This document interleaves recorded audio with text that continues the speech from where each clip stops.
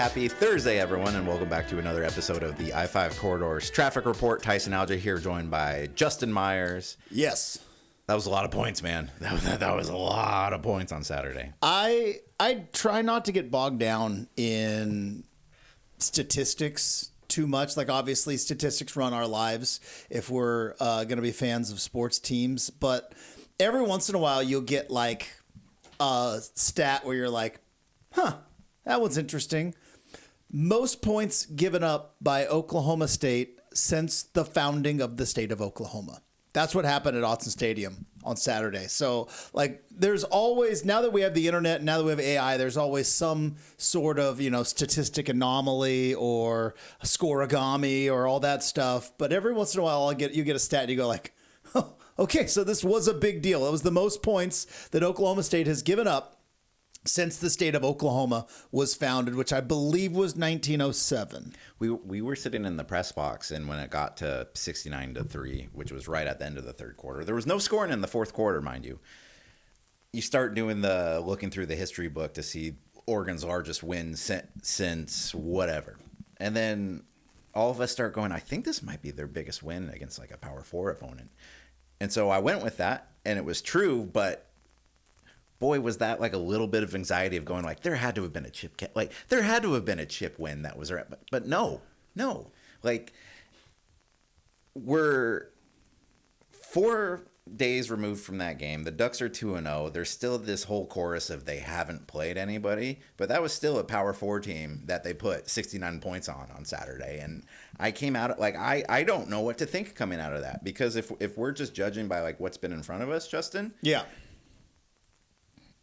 That's a really good-looking football team. Like, I don't really know what else to come away with. I get really frustrated with they ain't played nobody, Paul, argument in college football, because that was really good. Thank you very much. Yep. Because we do this every year, right? We do this every single year in September, and then the season rolls on, and then we forget that we do this, which is one team that is very good, looks very good, and it is completely discounted because they ain't played nobody.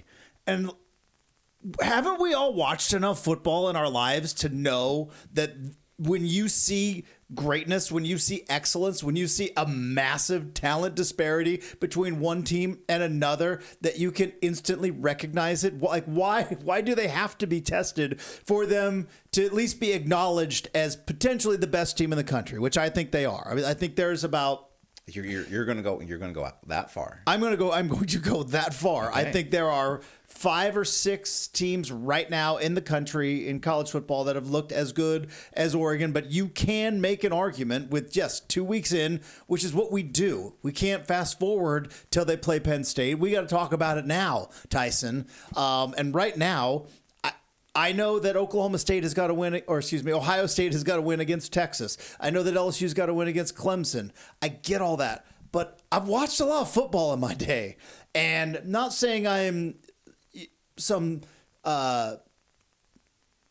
scout that can instantly recognize technique and coverage. No, but I know really good football when I see it, and that's really good football. So what is it that's tipping the scales for you? Because we have seen Oregon teams blow out teams in that non-conference part of the schedule before. We have also seen really good Oregon teams struggle just last year. Mm-hmm. We've talked about this ad nauseum at this point. And apparently those teams last year, which weren't good enough that if you beat them by a ton, you'd get credit for, but if you don't play well against them, it kind of holds you down for a little bit. So what is it out of these 2 games that, like, I think we were both expecting relatively large wins in both of these, but like, is it the quarterback play? Is it the fact that every receiver seems to just block for 50 yards downfield? Is it that Kenyon Sadiq just looks like a completely different type of athlete compared to everybody he's matched up against? What is it for you?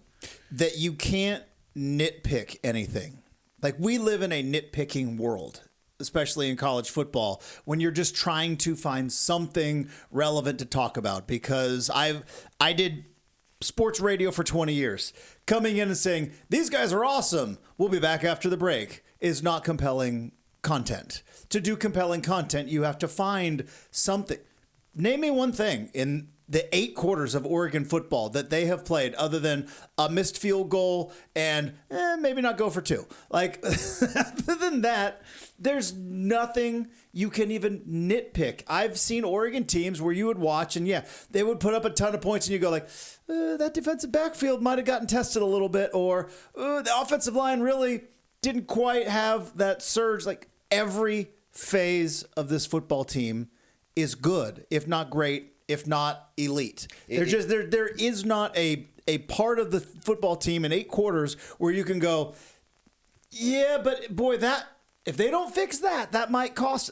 It doesn't exist right now. If your largest complaint coming out of that Oklahoma State game was, well, the Cowboys did rush for 141 yards, keep in mind they passed for like 63 in that game. I'll take that split any day of the week of giving up 140 rushing yards if the trade-off is you're not going to even break 80 with passing. I thought, the only other thing that Lanning could even really bring up, and this is a coach who, probably looks at like a perfect game and goes like, I'll show you how I can nitpick this thing. He brought up the 5 penalties they had in the first half.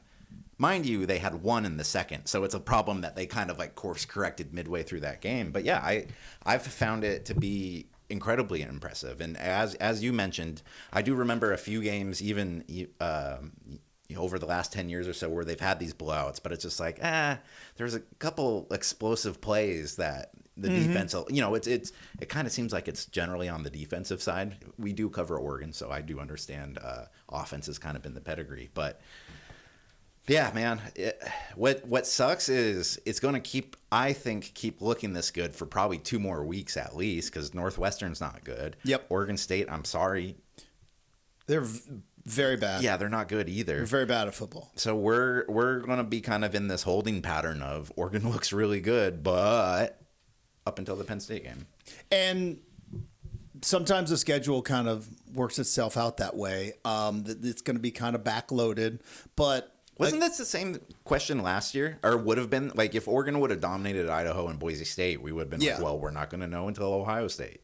Yeah, and they didn't dominate Idaho. Turned out Boise State was a playoff team with a generational talent at running back. Still, probably shouldn't have been that close when it comes right down to it. So, I mean, it brings up the point that for a good chunk of last year, Oregon was ranked number 1, and I think after they beat Ohio State, most everybody said they are the best team in the country, if not one of the best teams in the country. And there wasn't much of an argument until they got their teeth kicked in the Rose Bowl. And now you replace a lot of talent, but you replace it with more talent.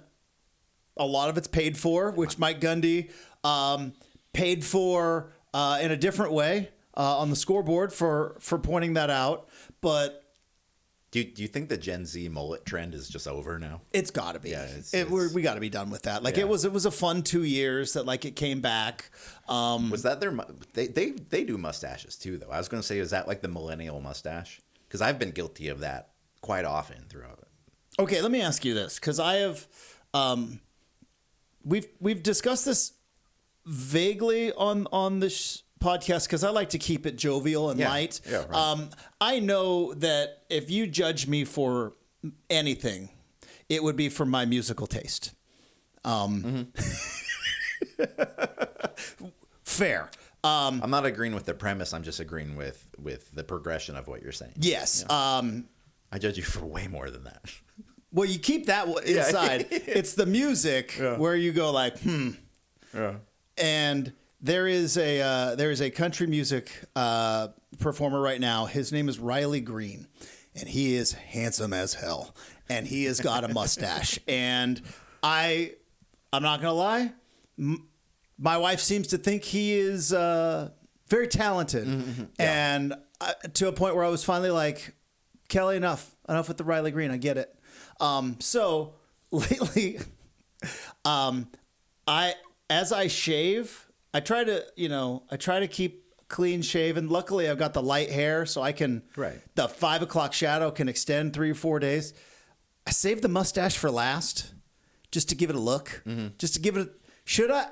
And then I ultimately shave it off. So I'm wondering, like, have you ever done that where you like when you shave, Do you save the mustache for last? No, every time. I mean, Okay. You've known me long enough that generally my shaving pattern is I'm inherently lazy, so I grow the beard out until I look unemployable.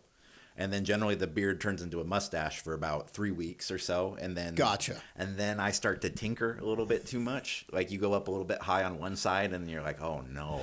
And then the whole thing has to come off. But I encourage you to just live that life for one day, because what happens is it kind of starts as a haha, look at this, look what I did, that's funny. And then you kind of catch reflections and you go, oh, I am pulling that off. Is that Tom Selleck? No. That's just me. I will say I have never. By the way, there's no other Oregon Ducks podcast that will go straight from how they looked to, by the way, this handsome country singer, and let's talk about facial features. 100%. This is why people come to the show. I've never even seen you with stubble, so it's hard for me to like you keep yourself pretty presentable, which is aspirational, really, and I can't really see the mustache. I'll tell you exactly why I am clean shaven, Tyson. There was a time in my life when I how do you call it, was fat. I was out of shape. I was obese. I had a big fat face, and I did what people do when they have a big old face. I grew a goatee thinking that it would hide my very big double chin. Then I lost the weight, got in shape, and realized I got a pretty square jaw. Yeah. So as long as I got a square jaw, I'm popping it. I'm gonna pop it. I'm gonna let it fly. I'm gonna cover this, this magical square jaw up with with a beard. It's unfortunate that this is the episode that we're not putting to YouTube right now, because we could really just highlight the right angles. We really could. Yeah. We may revisit this next week when the new studio is new studio currently under construction. So yeah, I've dabbled. I've tried to grow a beard. Also, I feel like you and I have red-ish hair. Some more than others. Very true. When I was a kid, the mean guy in Ghostbusters had a red beard. His name was Mr. Peck in Ghostbusters, and I always thought like red beards just looked mean. Yeah. So never really wanted to grow out the full beard. Did hide the double chin goatee, and then now I keep it clean. But what you're saying is maybe give the stash a whirl? Yeah, give it a whirl. Okay, hard pivot. DeCorian Moore is the most impressive true freshman you've seen since? Jonathan Stewart. Probably say Jonathan Stewart. Normally the answer would be maybe around Justin Herbert or DeAnthony Thomas.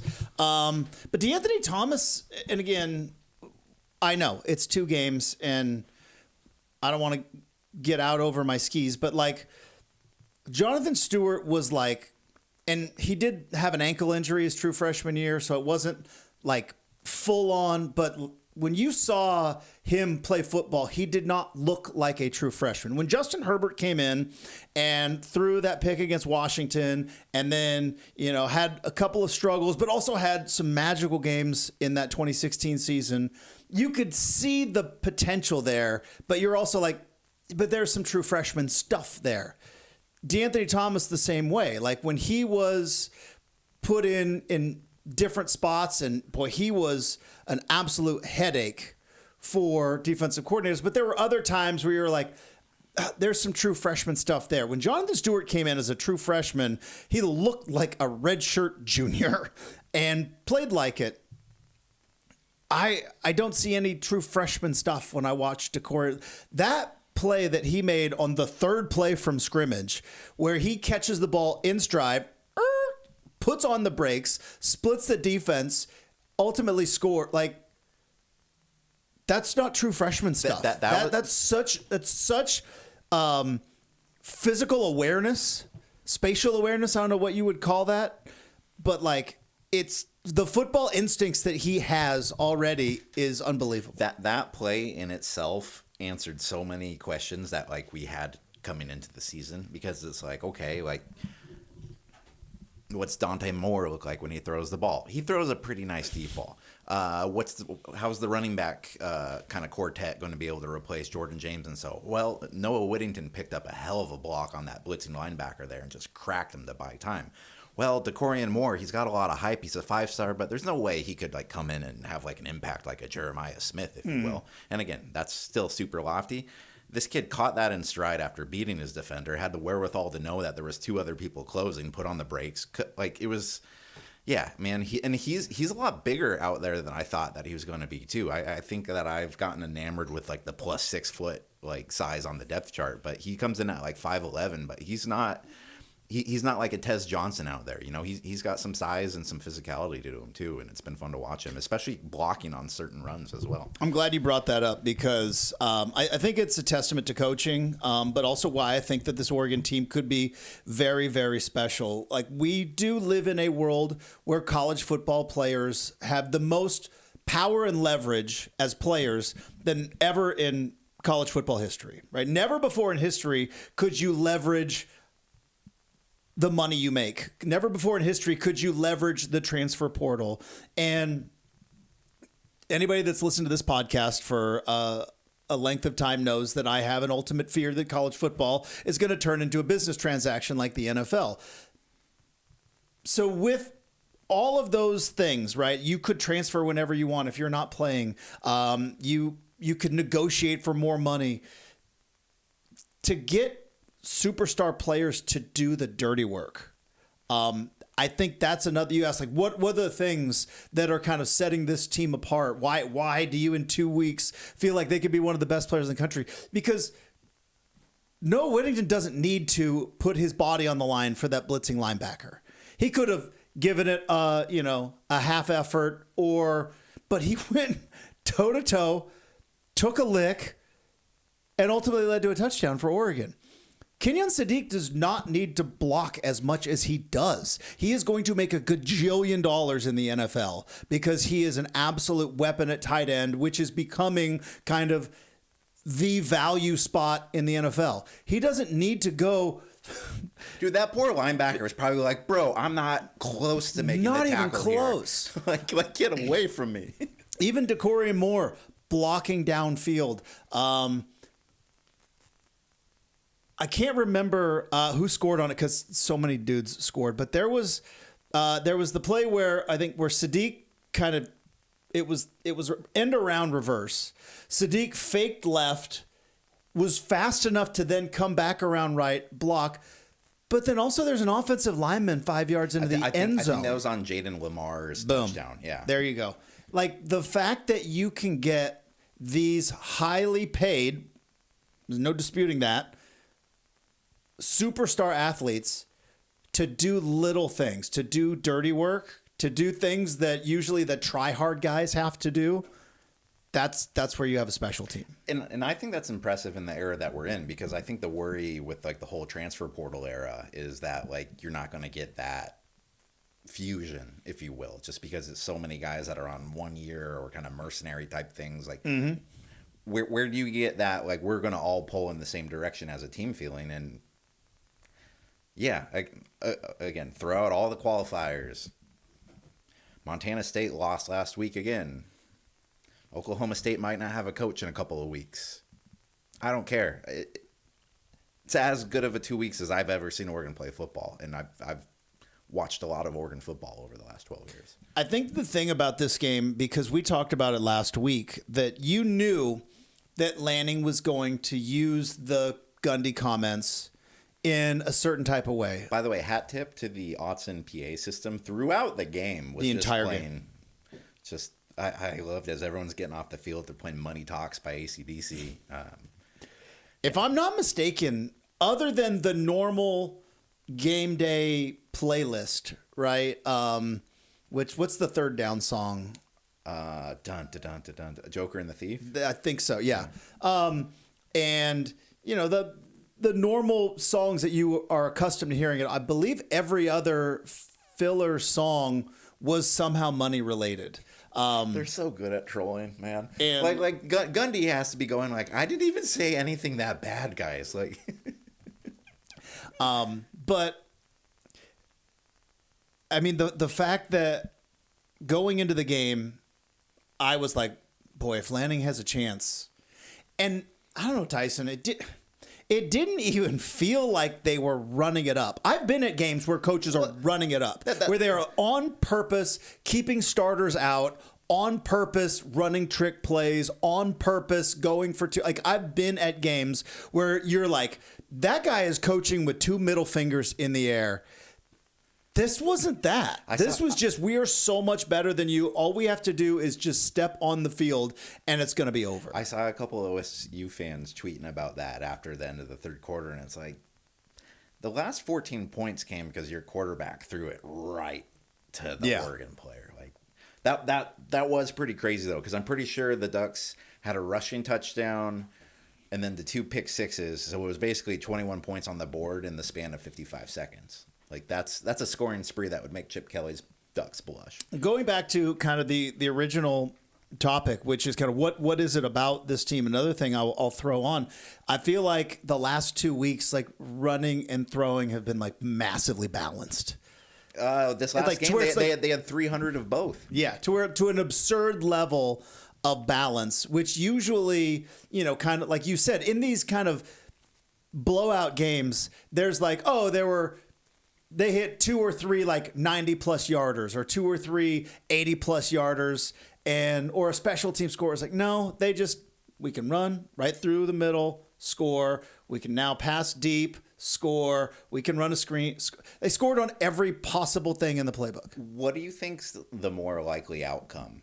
Will Stein leaves to become a college football head coach after this season, or Will Stein leaves to become like an NFL offensive coordinator? Because he's earning himself some sort of promotion really quickly, because now this is the 3rd year in a row where he's had a different quarterback. Granted, the last 2 were pretty good in terms of their collegiate pedigree. And yes, Dante Moore is a pretty talented player too, but I've been so impressed by how seamless basically you've gone from quarterback to quarterback to quarterback and are still running not only incredibly efficient offense, but you look at this year, they've been so explosive. Like, I know he got quite a bit of run in the preseason. I know On3 listed their like top offensive coordinators in the country, and I think Andy Staples had him at number 1, which surprised me a little bit at the time. I didn't think Stein had like that much momentum behind him, but he's gonna be on the award circuit come the end of this year if they keep this going. And it's a really good question, because you've seen kind of those two paths with offensive coordinators in college. Like, do you want to go and be a coordinator in the NFL, or do you want to be the head ball coach? And I think it just kind of comes down to what your personal aspirations are. If you were to ask me, I think he's going to be a head coach. Yeah, I some agree. Big 12 school somewhere. Maybe in Stillwater. Maybe Oklahoma. Maybe he created his own job opening. I don't know. I mean, was it bad enough on Saturday for Oklahoma State to start now looking to get rid of Mike Gundy? I mean, so I was having this conversation with my editor on Monday, and I don't think you can like fire him midseason. He's been there so long and like whatever. But if I'm their fan base or their boosters or their AD, and you're going, okay, we have an aging coach who just got very much exposed in terms of the difference between old coach, new coach, old system, new system on national, or I guess what was it, national television? Yeah, it was CBS. Oh, it's CBS. Everything's national. Do people get that channel? Yeah, I mean, like I could see that being sort of like the Washington game for Helfrich, just kind of, you see the writing on the wall. It's like, I don't see us coming back from this under this guy. Yeah, because usually in those type of games, it was 41-3 at halftime, and every coach who's down big at halftime, they have the same speech, which is like, I just want to see our guys come out and compete. I want to see our guys come out and fight, and they might have been, but they weren't good enough. Oregon could have put 100 on them. They really could have. With backups. Like, they could have put 100 on them with backups. They chose to really like put it down into, So does this down into like, what is it? Off-road. Like they downshift into the fourth quarter. Does this Northwestern game now Northwestern, they're 1-1. They lost to Tulane. They beat, I forget who they beat last week. They're not supposed to be good. They play in a temporary stadium on the shores of Lake Michigan. Mm-hmm. It's very beautiful, but it's not necessarily the best home field advantage in all of college football. Does this turn into the least anticipated game of the season? It's coming on at 9 a.m. It's expected to be another blowout. Yeah. You're not going to be able to have this week's take, I think, of like, because like this week we're all early on the Oregon might be better than next, or Oregon might be better. You're not going to do that after another week. You know, we got to kind of change the discussion a little bit. We'll be transitioning into Civil War discussion. I think this might be the least intriguing game of the season coming up. I would agree. That'll sell tickets. Good job, Tyson. There we go. That'll increase the views. The ratings are going to go out of this world. But yeah, I think there's always something in the back of every fan's mind, because it is a reality in college football that there is a clunker performance on the schedule that you can't pinpoint. Is it coming? You never know. That's the whole point. I think that's why there's always some anticipation. Like I can spin any game of like, ooh boy. Like even last week when I'm like, boy, Gundy, that was really dumb. But you go, but is he dumb like a fox? Does he know he has a good squad? Is he? No, he doesn't. He knew what was coming. And did you see Northwestern's head coach's presser on Monday, by the way? I did not. He's just like, boy, they are an incredibly well-coached team, a lot of talent. I mean, which is funny because he's actually not really saying a whole lot different than what Gundy is. He's just not throwing a $40 million figure in front of it, and he's doing it in a very polite way, to which all the Oregon fans are like, yeah. Yeah, you know, that's a really nice way of going about it. That's a really nice way of saying that Oregon's a lot better than us coming into this game. Is it petty for Oregon fans to kind of take the $40 million statement thing kind of personal? Like, Gundy did say the quiet part out loud. Now, it was silly because T. Boone Pickens, who is no longer alive, but when he was alive, I think the number is somewhere north of $600 million he put into not just athletics, but everything at Oklahoma State. But the reality is we know that Oregon is paying these guys. We know that there wasn't just on cool uniforms and goodwill that, you know, that all of these 5-star guys are being able to come to Eugene.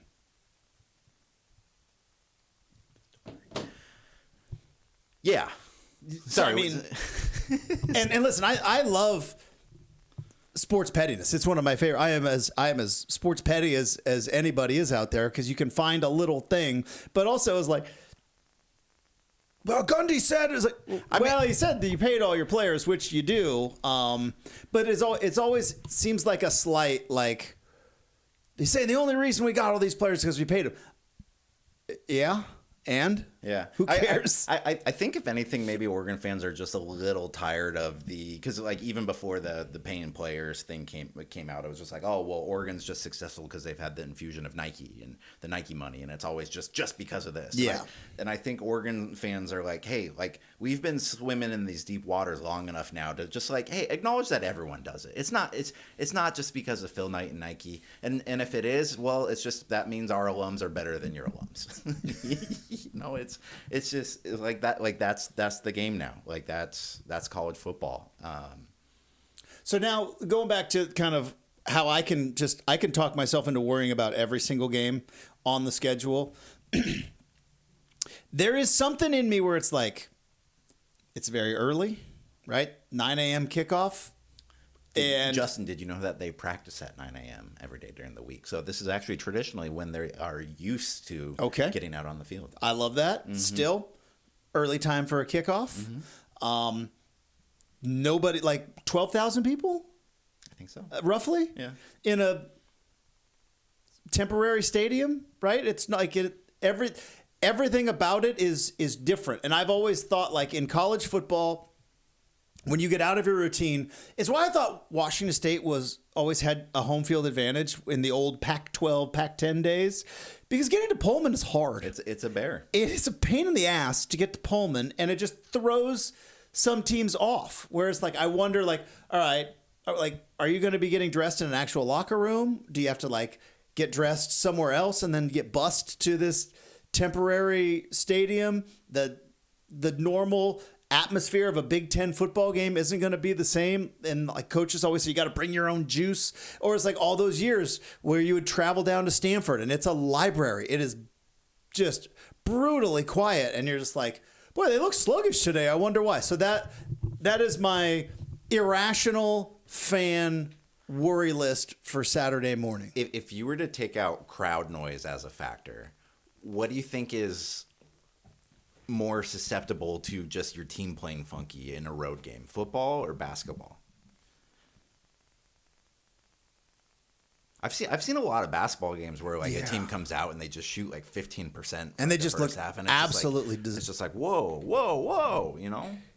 I think it might be more basketball, but football it seems to take you by surprise a little bit, because there are times where you'll, like Oregon last year against Wisconsin, they ultimately got the win, but it's like that doesn't look like the team I've been watching all year. Like just something about it was just, they were just off. It wasn't clicking. Even the game against Idaho, there will be one of those games coming up where it's like, boy, something's just off, just because that's what happens when you deal with 20-year-olds in a big time environment with a lot of pressure. Sometimes every once in a while they just have a brain cramp. You know what's funny? The last couple weeks, Oregon holds their Tuesday and Wednesday player media availability at 11 a.m. after practice. And the last couple weeks walking into the Hatfield Down complex as practice is finishing up in Autzen, you've been able to hear a ton of simulated crowd noise.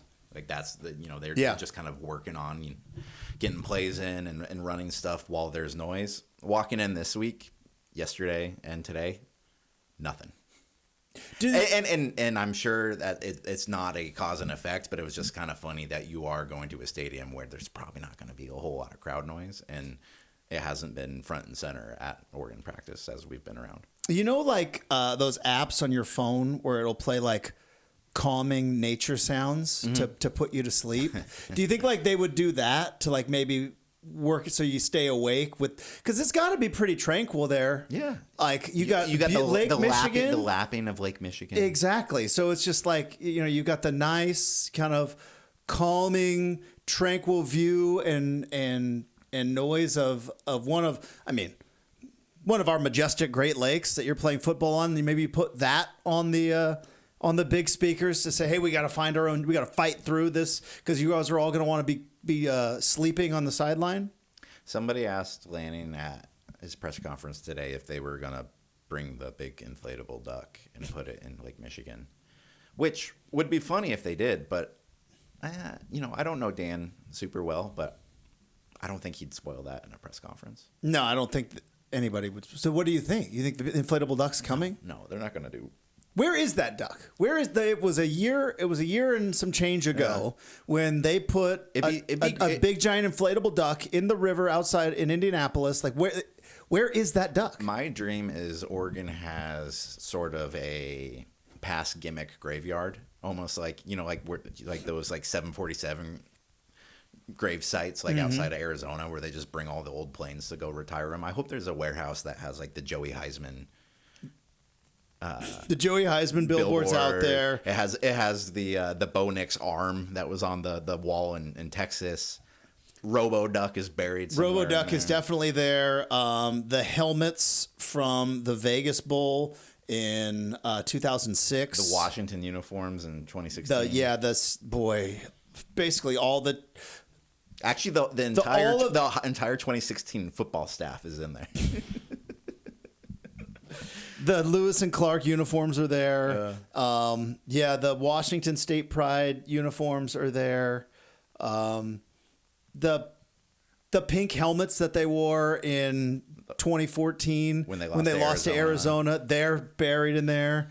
I'm with you. I mean, here's the thing. A lot of people don't know this except for Beaver fans. Beaver fans would love to bring this up, but people don't realize Autzen Stadium was built on top of the dump. Like, when my parents were growing up in Eugene, where Autzen Stadium is, it was a landfill. And then they covered it up, brought in a bunch of concrete, built stadium on top. So I think they are sitting, Autzen is sitting on top of a landfill. I didn't know this. So maybe this is why I listen to this podcast. Exactly. Well, I'm surprised that Beaver fans, they're not talking much right now, unless they're cursing on national TV. But you hike the ball to straight. And then when it's on the ground, you just fall on it. You don't kick it. Anyways, was that So hold on. We'll come back to that discussion. I'll pin it, but finish your point. All I was saying is yes. All of those past gimmicks. Maybe they as they renovated the stadium, they have dug out more of below Autzen, and that's in the previous landfill is where they put the big giant inflatable duck. It's just down there. I dig it. We're gonna put our best people on this. Where did you or what side did you come on the Trent Bray F-bomb at halftime on national television? Or again, national television. Yeah, CW National. Okay, so we Countrywide, is that the names of the? Is that what CW stands for? I don't know. Yeah, might as well. Isn't everything like national TV now? Like it used to be a big deal where it was we're on national TV this week. It's everything is national TV now. Everything is streamed worldwide, globally. Network TV, I guess. Yeah. But I try not to be the outrage culture of how dare a football coach say the F word. But if you're a Beaver fan and you're kind of in your spot of we're trying to rebuild this Pac-12, we're trying to get people to watch us,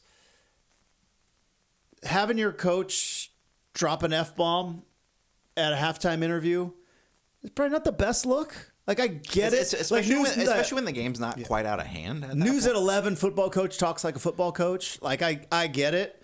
But, I mean, I've always kind of believed that your football team will always take its cue from its head coach. And when you look at certain teams and the way that they act and then their coaches, the way that they act, and I'm not saying that it is a direct correlation, but at some point, if you're having a bad half and you can't just sit there for 28 seconds and not drop an F-bomb, I mean, how do you then turn around to your team and tell them to play disciplined football when you can't just get through one softball sideline interview without dropping an F-bomb? You've been in the media longer than I have. Are you of the ilk that all publicity is good publicity?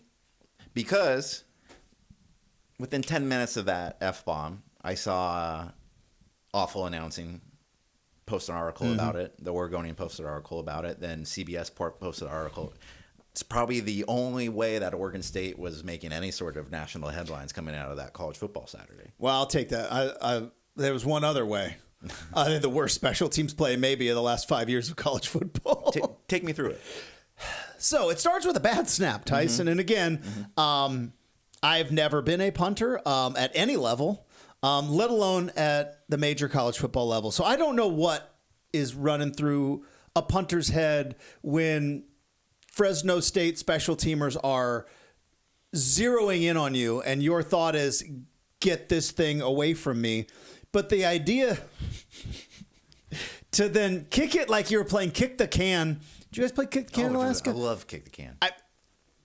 Or playing keep away or whatever went through the punter's head at that moment. It was like Paul O'Neill kicking the ball in right field. Remember? Exactly right. Long throw.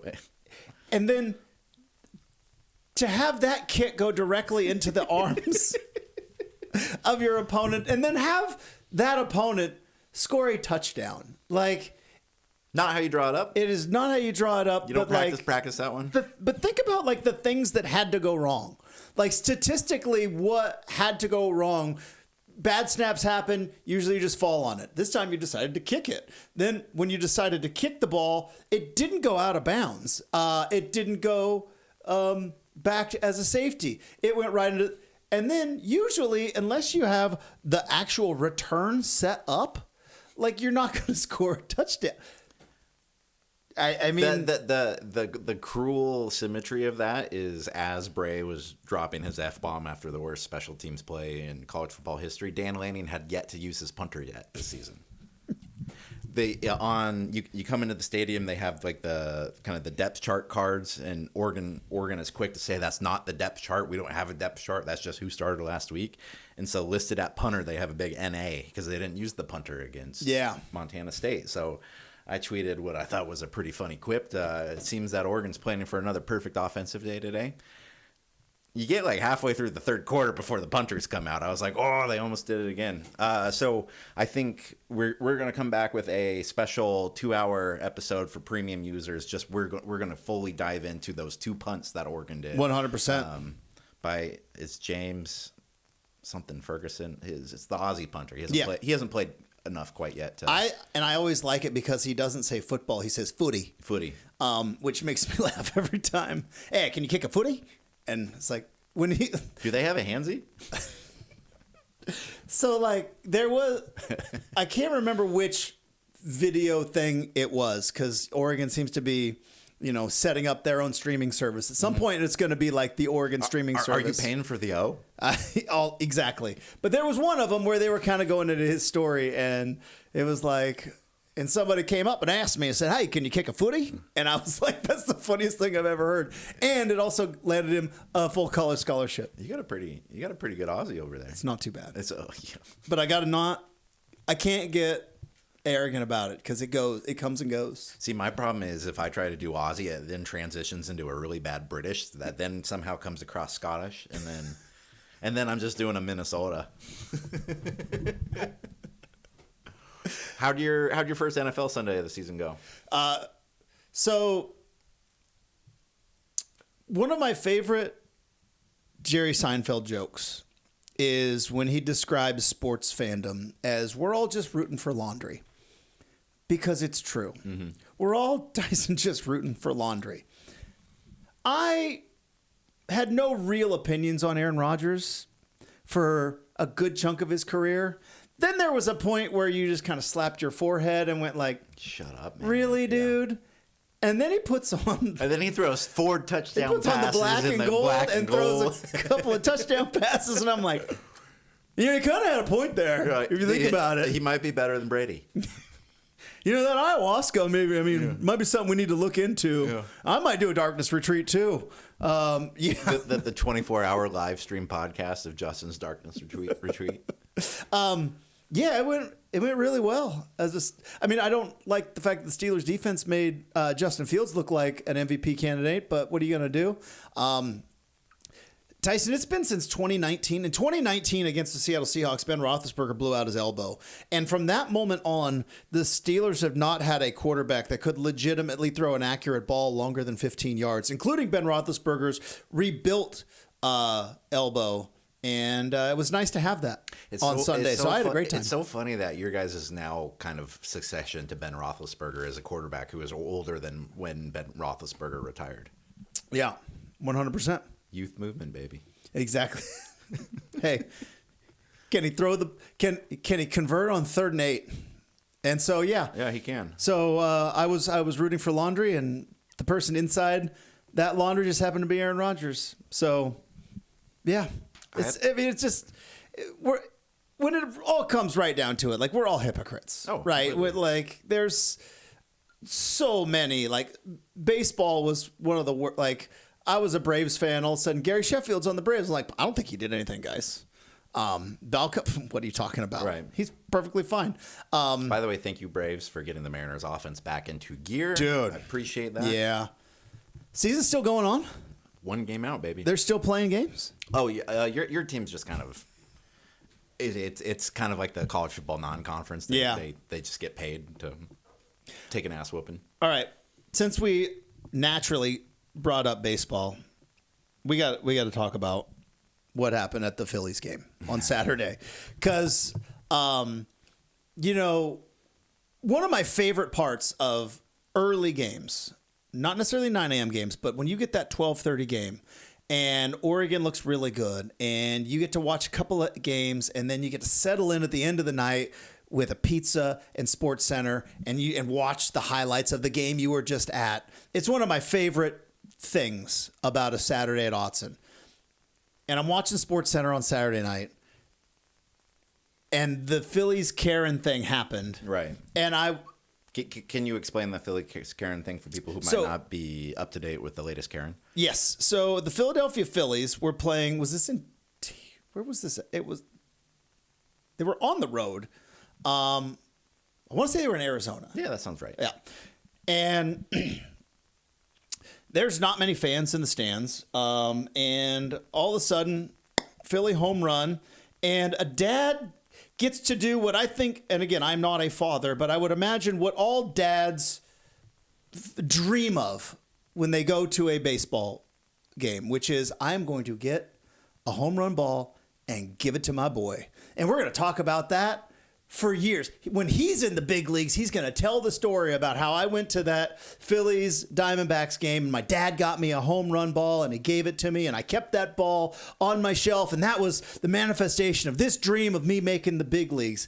And instead what happened was the dad got the home run ball in what is a fairly common occurrence, which is the ball bounces where there's nobody sitting, and it's a free-for-all. Correct. To the victor go the spoils. The key point here is ultimately the ball's final landing spot was in the row in front of the lady. Yes. Where there were no other people occupied. The dad who came in to rush to grab said baseball did not run over anybody. He did not jostle people out of the way.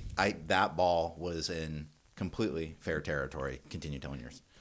He goes back, throws the ball into his son's glove. Gives him a hug. And all of a sudden, here comes what Hollywood would cast as a baseball Karen. Like, you couldn't have cast it with the Sally Jesse Raphael, look it up, kids, glasses, and the short Karen haircut and the baseball jersey and that ball was mine, wagging the finger. She never touched it. She never touched the ball. You don't get dibs on the ball. And I could dive into a whole thing about this is what we have come to as a society, where you just feel like entitlement and everything is yours. I mean, we don't have a deadline. You're like, go off, kid. And how people, because they haven't been told no enough in their life, don't understand that sometimes you just don't get everything that comes your way, even if it is really, really close. Sometimes when you're 9 years old and you're at Candlestick Park and Dale Murphy hits a foul ball and it's 2 rows in front of you and some guy grabs it in a Giants hat and turns around and looks at you and then puts it up into the air and doesn't give that to you. Doesn't sound like you're talking from experience here. I'll teach you. I'll teach you how to go fishing next week. Sometimes you just don't get everything that's yours. Yeah. But the best. So that's all the bad parts of what the internet has done to society. But the best parts that the internet has done to society is shame, bad behavior, and boy, how do you not know the camera's not going to be on you? It's a home run. Not only the camera, it's a home run. Well, and that's why I have so much respect for what the dad did in kind of de-escalating that. It's just like, you know what? I'm not going to, like, the cameras might be on me. I'm not going to turn this into something that is going to be replayed even more. Here, lady, have the ball. I also really felt for, like, when she first touched him, did you see how violated, like, he felt too? Like, he was just, like, shocked. Like, what the hell are you doing here? So, and it ultimately worked out in the end too, because that got so much play. I believe they, like, brought the kid and the dad in and gave him. He got a bat and he got a care package. Right. Some rich guy on the internet says he's going to the World Series. We'll see if that actually happens. Do you think that it's the punishment for Karen here is worth the crime that she committed? Because I imagine she's probably had the worst week of her famous life. Yeah. Here's why. Because ultimately we're all going to forget about it. Somebody will bring it up like, hey, remember that Philly Karen? But there's a shelf life. And yeah, for about 3 days, you had to stay in your house because you acted like an entitled, snooty fan going after something that wasn't yours.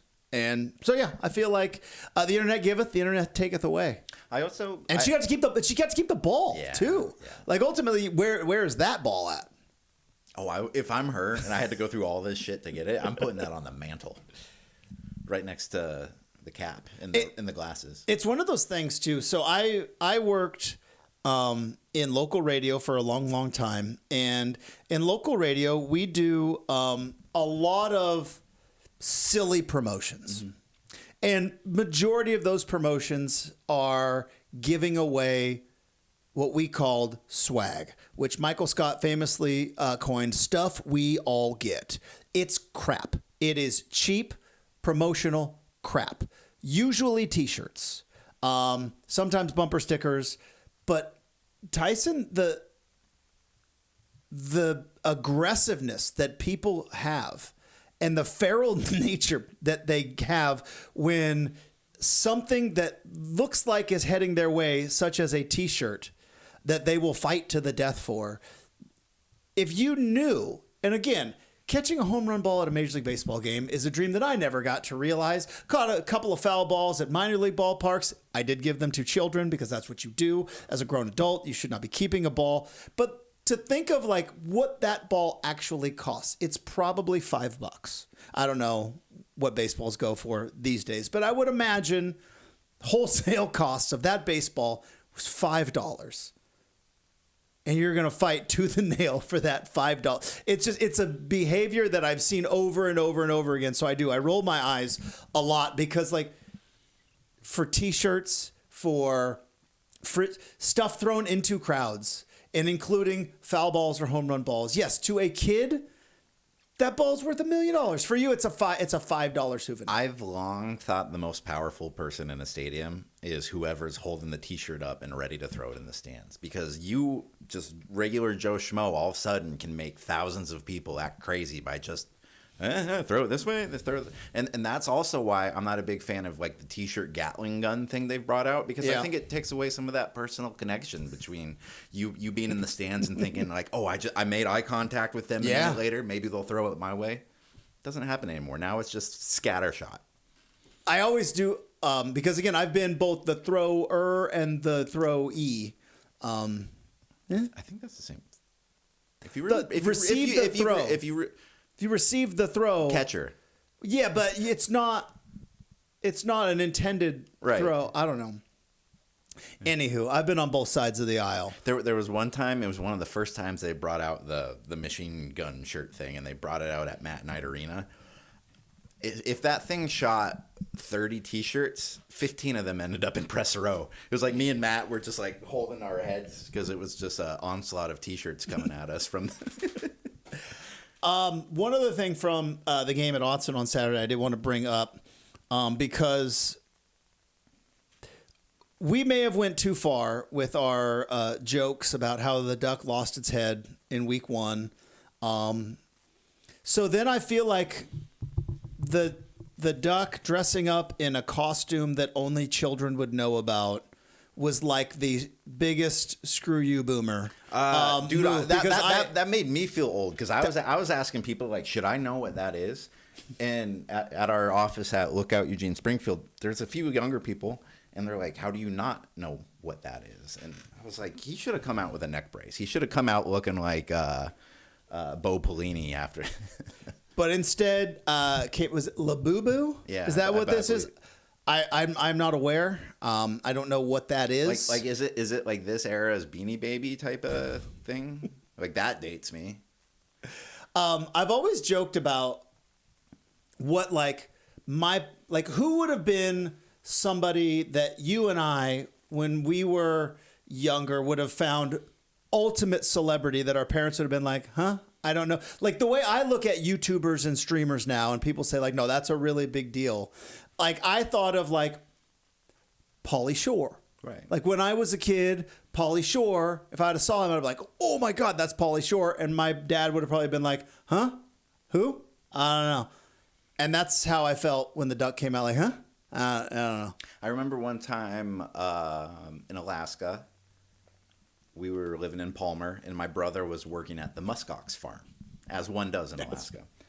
And that was when the famed TV show Wild Boys was on air, which was a offshoot of Jackass. It featured Steve-O and Chris Pontius. And there was one day that they came and did a shoot at the muskox farm. So my brother got to basically chauffeur Steve-O and Chris Pontius around the muskox farm as they did probably things we can't talk about here around muskox. And I remember like talking to my parents, being like, Zach got to be around Steve-O today. And they're like, I think that's when they're like, we've lost him. Like he, you know, back in our day, celebrities had two names. And I was like, yeah, okay, Cher. Okay, Madonna. Okay, Madonna. Yeah. Yeah. So tip of the cap, if it was, a shot at the boomers, or the Gen Xers or the elder millennials, whatever you decided, Duck, to take a shot at, it worked. Because I would have Googled it, but as we've discussed multiple times, there's no service in Autzen Stadium for me. It always comes back to the cell service. Yeah. All right, Justin, what's grinding your gears Let's here see today? what stuff I wrote down. Okay, so this is what I wanted to ask you this, because again, we mentioned it a couple of weeks ago that you now have also a new role in this football season.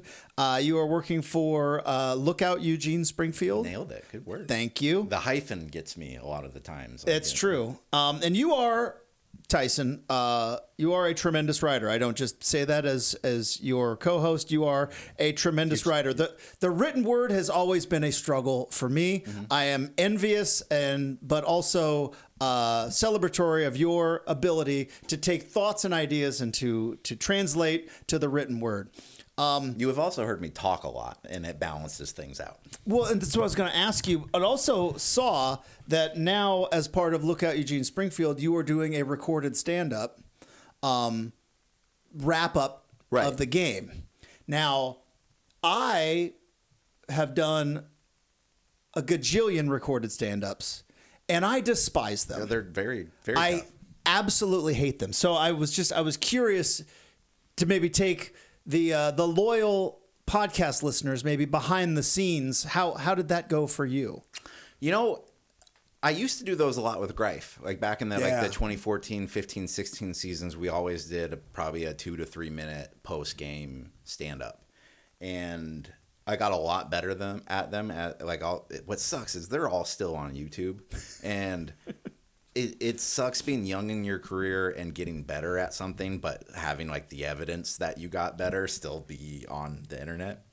And Greif was always good at them because Greif's good at everything, and I would struggle. And thankfully, you'll go back and watch these things that were actually kind of a hassle to do sometimes, and 14 or 10 years later, they have like 38 views.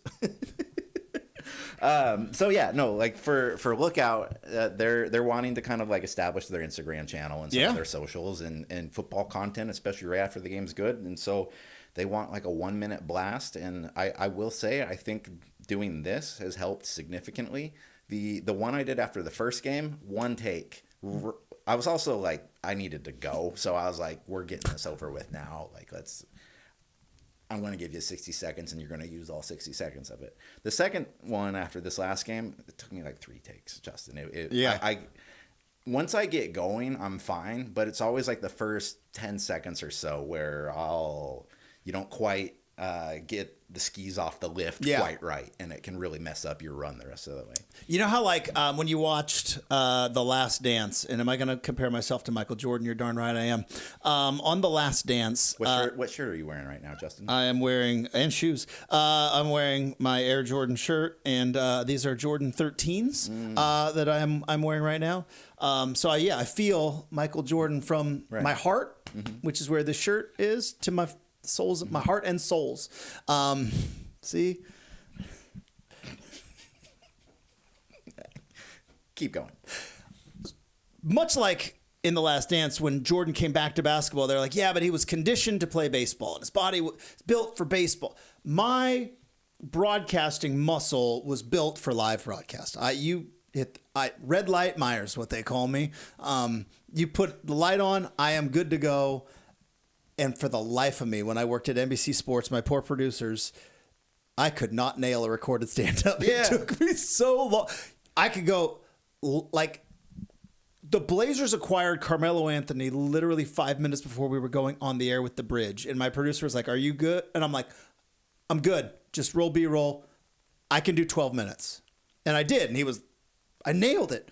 Then we had to do a recording summary of, dude, easily 9-10 takes. So that's why I asked you. Sometimes when I'm doing this podcast, like, we'll go through this and we'll riff for 60 to 90 minutes, give or take, and we rarely do edits in terms of putting it together. But every few episodes, I'll put a topper at the front of being like, on today's episode, you'll blah, blah, blah, blah, blah, blah. This is a 2-parter, or subscribe to the I5 Corridor. I record that like 8 to 9 times. And it's 15 seconds. Just can't, I can't do it when it's recorded, but live's not bad. All right.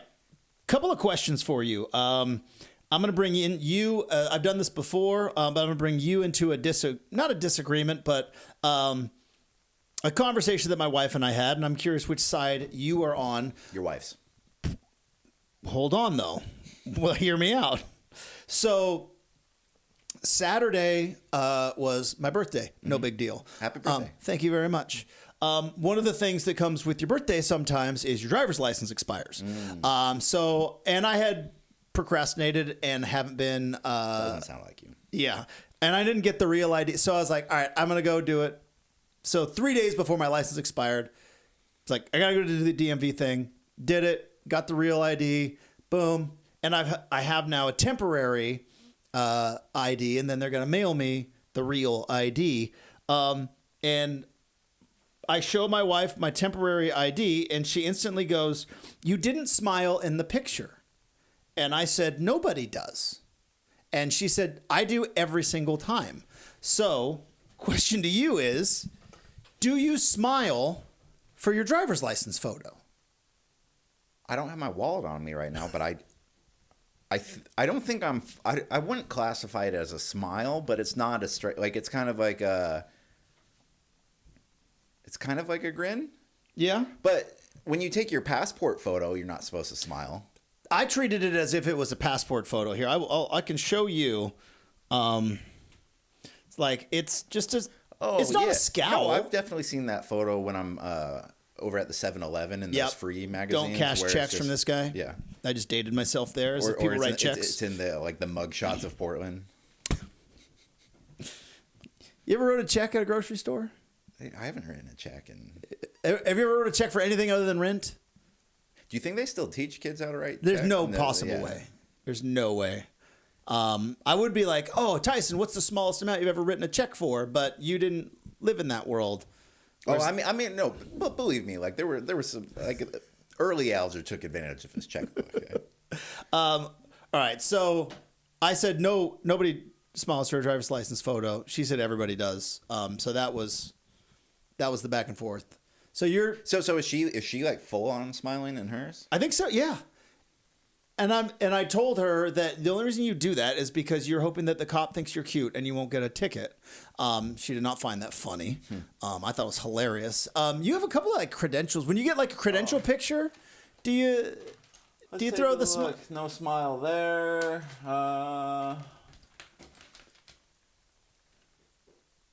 My credential ones are mixed. I have a couple no smiles, but then the credential photo that they've been using for me lately is just my old headshot from the Athletic, and I have I'm like 70% happy to be here look on my face. like I'm happy to be here, but I'm looking for an out. Gotcha. Like we're gonna say hi around like the party hors d'oeuvres, but like once the first person leaves the party, we're gone. Like that's my look. All right, next question I had. I stole this again from the internet. So there was a discussion on the internet about what is the best leftovers. That's not the question I have for you, because there came a secondary question because one of the answers was pie, and then came a debate as to whether or not dessert's not leftovers. Can dessert ever be leftovers? No, it's not leftovers. It's just there's still pie left. It's just extra dessert. There's just pie left. Like you're never like. Because I think with most leftovers, you have that transition that it has into the next day. In fact, some people would be like, "Oh, this is even better on second." Mm-hmm. Dessert's dessert. The only I would say maybe if you're dealing with a second day pastry, like a donut or a muffin or something. But if you're talking pie or cake, it's pie or cake or like a plate of cookies. Like you're not going to eat like a plate of cookies. Well, some people have. Yeah. You never. I think it's back in your bearded face, dude. When I had a goatee, boy, don't put a sleeve of Thin Mints in front of me. They just tell me not to have a good time. They just called them mints back in the day.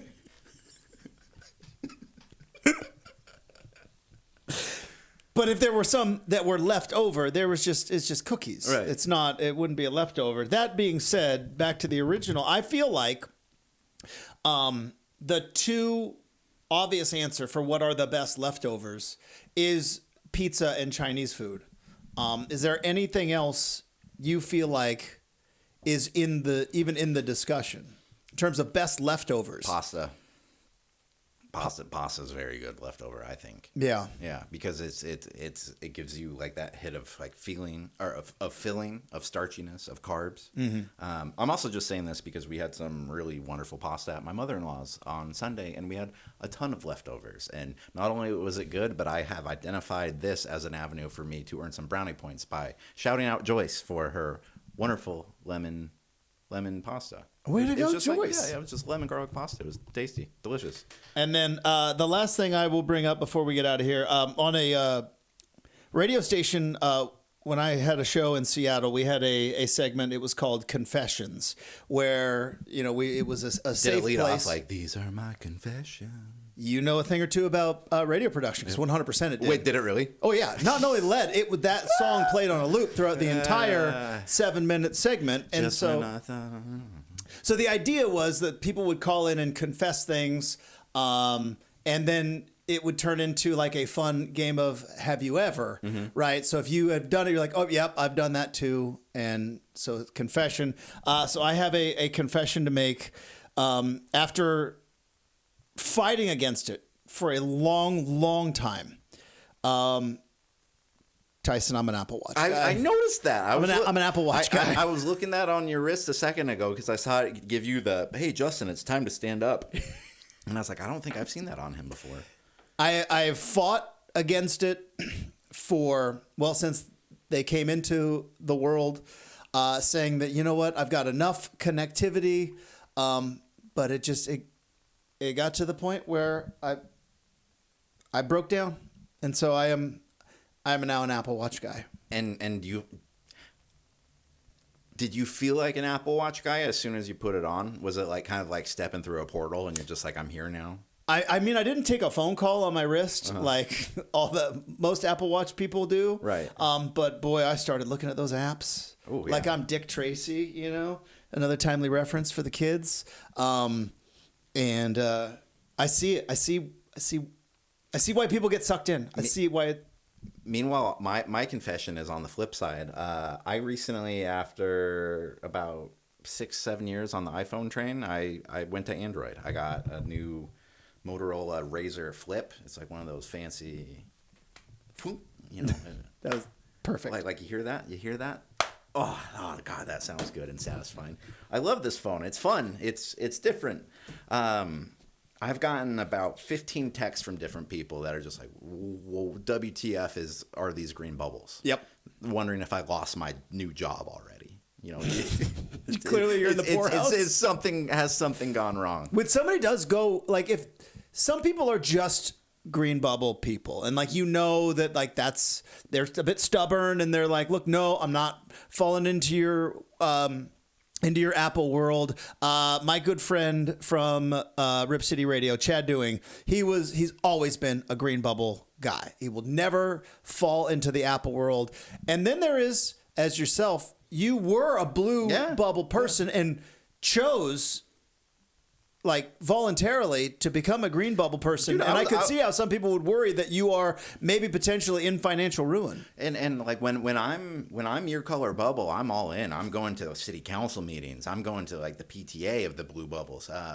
But now that I'm on the green, I'm doing the, it's Apple's fault, really. Like they're the ones who arbitrarily making this whole classist thing between blue bubbles and green bubbles and ostracizing your one friend in the group text because when he likes photos, it texts that Tyson Alger liked this photo instead of just putting the thumbs up. That I understand all that, but again, listen to this.